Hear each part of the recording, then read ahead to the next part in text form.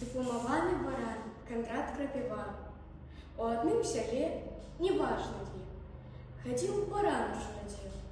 Разумных бараноў наогул ужо нямнога, а гэты так дурней дурнога, не пазнае сваіх варот. Відаць, што галава слабая, а лоб дык вось наадварот, такога не страчаў ніколі бабая. Калі няма разумніка другога, пабіцца капут бух, дык ён разгоніцца ды ў сцену бух, у іншага бы выскачыў бы і дух, а ён нічога. І вось задураць гэту, яго вучоным неяк празвалі раз та смех. А каб двара не перабег, на шыю прывязалі мету. Вось, кажуць, і дыплом табе. Што гэта за дыплом? Баран ні дня, ні бэ. Аднак жа перад кошкаю пачаў ён ганарыцца. А што ж ты думала, сястрыца?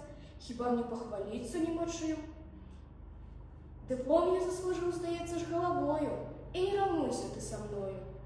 Аб гэтым лепей памаўчы, сказала яму кошка, каб ты быў разумнейшы трошка, ды розумам раскінуць мог авечым, то ўбачыў бы, што ганарыцца нечым, бо заслужыў ты свой дыплом не галавой, а лбом. Другі баран ні бэ, ні мя, а любіць гучнае імя.